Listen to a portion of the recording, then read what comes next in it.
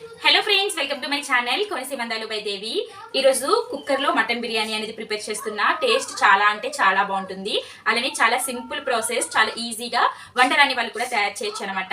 అయితే ఈ రెసిపీని ఎలా ప్రిపేర్ చేయాలో ఈరోజు మన వీడియోలో చూసేద్దాం. అదన్నా ముందు మీలో ఎవరైనా మొదటిసారి మన ఛానల్ని చూస్తున్నట్లయితే కింద సబ్స్క్రైబ్ బటన్ని క్లిక్ చేసి పక్కనే ఉన్న బెల్ నోటిఫికేషన్ని యాక్టివేట్ చేసుకోండి. బెల్ ఐకాన్ యాక్టివేట్ చేయడం వల్ల నేను చేసే ప్రతి వీడియో కూడా ముందుగా మీకు నోటిఫికేషన్ వస్తుంది.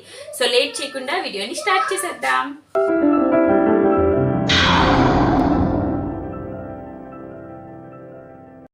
హలో ఫ్రెండ్స్, ఈరోజు కుక్కర్లో చేసిన మటన్ బిర్యానీ అనమాట. చాలా అంటే చాలా బాగుంది, టేస్ట్ ఎక్సలెంట్గా ఉంది. సో ఈ రెసిపీని ఫుల్ వీడియో చూడాలి అనుకుంటే లాస్ట్ వరకు చూసేయండి.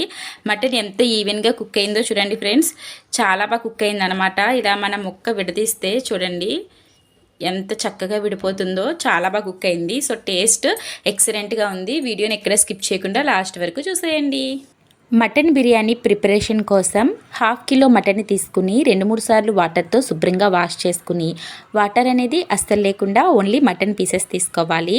ఇందులోకి 1/2 టేబుల్ స్పూన్ వరకు salt, 1.5 table spoon red chilli powder, 1.5 table spoon whole garam masala, అల్లం వెల్లుల్లితో పాటు అన్నీ కలిపిన మసాలా పేస్ట్ని 1.5 టేబుల్ స్పూన్ వరకు తీసుకోవాలి. అలానే వేపించి పొడి చేసిన జీలకర్ర పౌడర్ 1/2 టేబుల్ స్పూన్, ధనియా powder 1/2 tablespoon, biryani masala powder 1 tablespoon వరకు తీసుకోవాలి.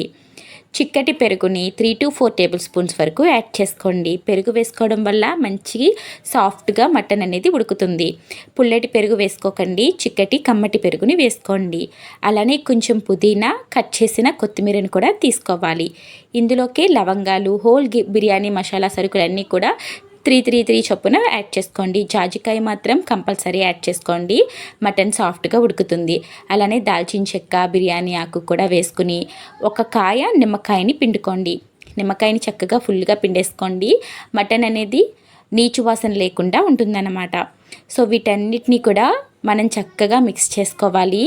మటన్ ముక్కలకి బాగా పట్టేలాగా ఒక 10 to 15 మినిట్స్ వరకు అయినా సరే మనం బాగా కలుపుకోవాలండి. ఇలా కలపడం వల్ల ఈ మసాలా ఇంగ్రీడియంట్స్ అన్నీ కూడా మటన్ పీసెస్కి చక్కగా పడుతుందన్నమాట.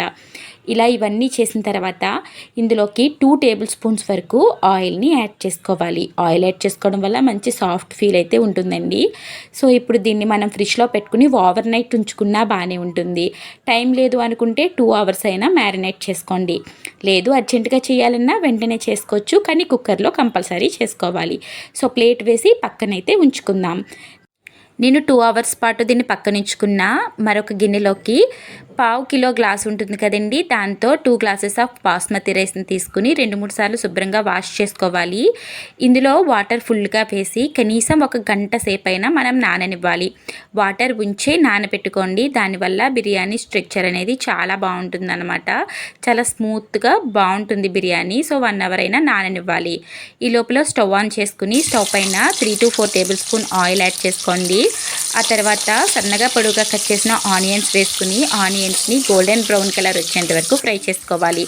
స్టవ్ని హై ఫ్లేమ్లో పెట్టుకుని ఫ్రై చేసుకోవాలి.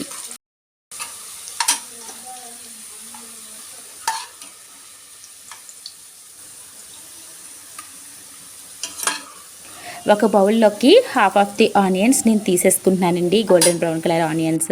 ఇప్పుడు ఈ మిగతా ఆనియన్స్ అన్నిటిని కొంచెం సైడ్కి జరుపుకొని ఇందులో ఇంకొంచెం ఆయిల్ అయితే యాడ్ చేసుకోవాలి. అలానే 4 సన్నగా కట్ చేసిన పచ్చిమిర్చి, 1 టేబుల్ స్పూన్ షాజీరా యాడ్ చేసుకుని ఒక 2 నిమిషాలు ఫ్రై చేసుకోవాలి. మ్యారినేట్ చేసి పెట్టుకున్న మటన్ని ఇందులో యాడ్ చేసుకుని బాగా మిక్స్ చేసుకోవాలి. మటన్ అనేది ఒకసారి ఆయిల్లో బాగా ఫ్రై అవ్వాలండి. ఇలా బాగా కలుపుకుంటూ కనీసం ఒక 5 నిమిషాలన్నా ఫ్రై చేసుకోవాలి. ఒక్కొక్కరు ఒక్కొక్క స్టైల్లో మటన్ అనేది ప్రిపేర్ చేస్తారు. ఎలా చేసినా మనకి లాస్ట్కి మటన్ అనేది చక్కగా కుక్ అవ్వాలి, అప్పుడే బిర్యానీ టేస్ట్ బాగుంటుంది. ప్లేట్ వేసి 5 నిమిషాలు కుక్ చేసుకోవాలి. 5 నిమిషాల తర్వాత మనకి ఆయిల్ ఇలా లైట్గా సెపరేట్ అవుతుందండి. ఇలా సెపరేట్ అయినప్పుడు మనం ఒక 1/2 కప్పు వరకు వాటర్ని యాడ్ చేసుకోవాలి. ఇక నేను కుక్కర్లో కుక్ చేస్తున్నాను కాబట్టి వాటర్ 1/2 కప్ తీసుకున్నాను. మీరు నార్మల్ గిన్నెలో కనుక బిర్యానీ ప్రిపేర్ చేస్తే 1 to 1.5 గ్లాస్ వరకు వాటర్ అనేది పడుతుంది. ఇప్పుడు విజిల్ పెట్టి కనీసం 5 విజిల్స్ వచ్చేంత వరకు కూడా మీడియం ఫ్లేమ్లో విజిల్స్ రానివ్వాలి. 5 విజిల్స్ వచ్చిన తర్వాత కుక్కర్ని పక్కన పెట్టి స్టవ్ మీద వేరొక గిన్నెలోకి వాటర్ తీసుకుని 1/2 టేబుల్ స్పూన్ వరకు సాల్ట్, 2 బిర్యానీ ఆకులు, లవంగాలు, యాలకులు, అలానే 1 టేబుల్ స్పూన్ షాజీరా వేసి మరిగించాలి. వాటర్ బాగా మరుగుతున్నప్పుడు మనం ముందుగా సోక్ చేసి పెట్టుకున్న బాస్మతి రైస్ని యాడ్ చేసుకోవాలి. మనకి ఇక్కడ బాస్మతి రైస్ 80% వరకు కుక్ అవ్వాలన్నమాట. బాగా గరిటె పెట్టి తిప్పద్దు. 2 టేబుల్ స్పూన్స్ ఆయిల్ కానీ నెయ్యి కానీ యాడ్ చేసుకోవడం వల్ల బిర్యానీ రైస్ ఒకదానికి ఒకటి అతుక్కోకుండా పొడి పొడిగా వస్తుంది.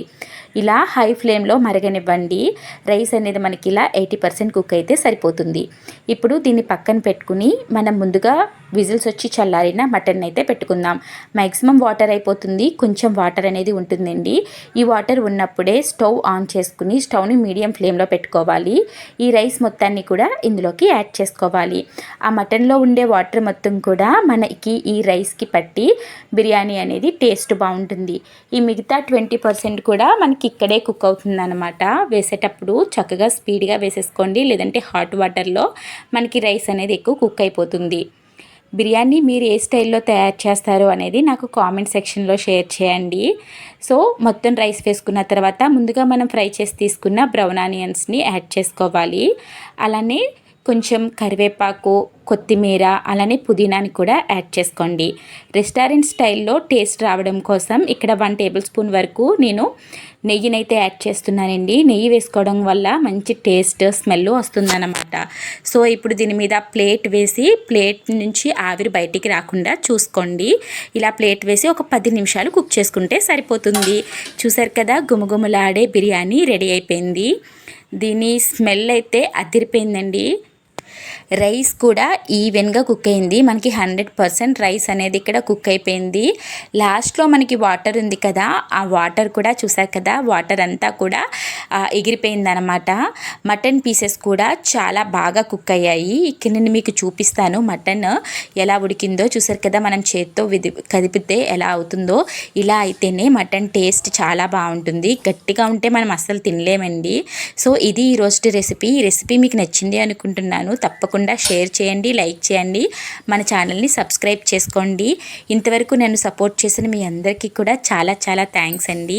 ఫర్దర్గా నా వీడియోస్ మీరు అందరూ చూడాలి అనుకుంటే బెల్ నోటిఫికేషన్ని కూడా యాక్టివేట్ చేసుకోండి. Thank you for watching my videos.